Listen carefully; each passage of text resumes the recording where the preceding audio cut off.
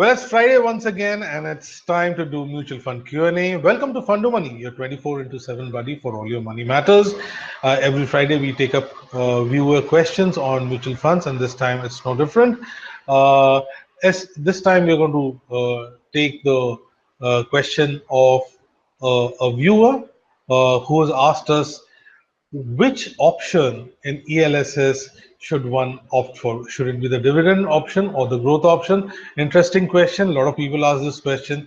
We'll be coming out with the answers in just a little while.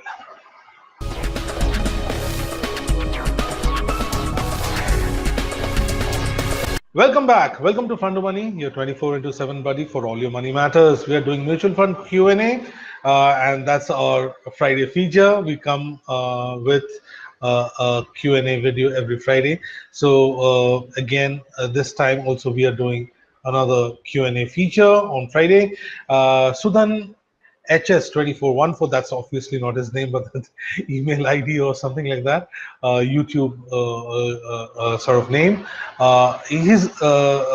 We have been asked a very interesting question by this person, which is which option in ELS, equity linked savings schemes, should an investor opt for? Should it be the growth option? Should it be the dividend option? So this is part of the many questions, just one question out of many questions around ELSs that we keep getting. So we thought we'd do a little bit of a detailed sort of dive into this question. Now, when would you want something like a dividend option? When you need income, because dividend option gives you income on a regular basis, or that's at least what we seek in a certain regular period. We want income. When you're into equity linked savings scheme, that may not be such a bright idea, simply because if you're young, especially, because what you want to do is you want the fund to keep the money with itself and make it grow, make it reinvest and make the whole thing grow more and more. So what probably is required is not money coming away from that pool of funds. So what you want is the money being put back and made to grow more. So growth is what you should be looking at. That's what equity funds is all about. You're investing in it for growth.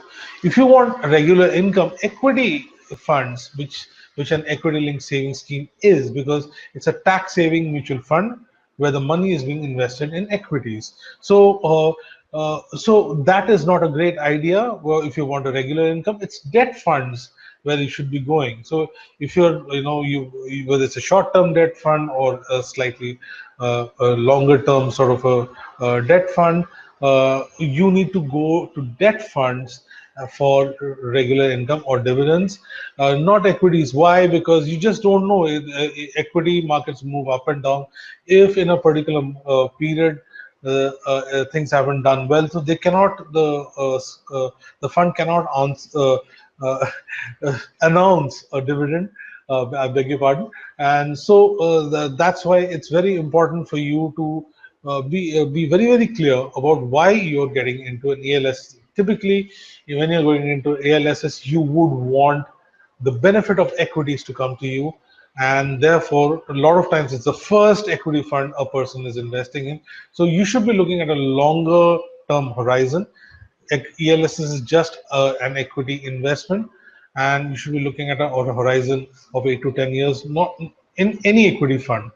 Okay, so if by chance it's not doing well after the 3-year lock-in period, you can just move into a better performing equity fund. So that's something that you could do. But dividends is not what you should be looking at. You should be looking at a growth if you're, especially you're young. There could be an exception though, which is you are, for instance, you are like you just got retired and you've got a pretty decent amount of retirement period left. If you've retired at 58, an average urban Indian lives for more than 80 years, 85, 90. People are clocking 95. Some are almost edging towards 100. So keeping that in mind, what then happens is, and you don't need all the retirement money altogether. And at that point, you might be still be in the highest tax slab. required to make tax saving investments. So what you might want to do is get into invest in ELSS, because if your Section 80C quota of 1.5 lakh is still available, then put in some money in ELSS and in the dividend scheme, so that what happens is, from the dividend, whatever dividend that's being announced, it's like a tax-free income that's coming, because dividend incomes from equity funds are tax-free. It's also tax-free for debt funds. However, in case of debt funds, as you would have followed many of our videos, the fund house has to pay dividend distribution tax. So that's the a difference that you might want to be aware of. But in terms of equity funds, that is the exception. You need regular income, but you don't need the you are willing you can stay invested for a longer period. So from 58, you can look at a period of staying invested till 68, or at 60 you're looking at staying invested till 70, and you're at the highest tax slab. You've got other regular income coming in, and you won't be using the money, the principal amount. Neither would you be requiring the dividend income that's coming in. It's not going to make a difference to your lifestyle. So if that be the case, then ELS is in that particular, in such cases, a dividend option starts working. But if somebody is coming and giving you a spiel that buy an ELSS for dividends, please don't do that. When you try to when you're trying to invest in ELSS, you want growth. That's what you should be looking at. Ideally, you should be looking at. That's what your qualified financial advisor will also advise you. We hope you found this explanation useful. Are there more such questions which for which you're seeking answers? You can write into us. Go and plug in your comments and questions at the comment section. You can write into us. If you like this video, you can hit the like button.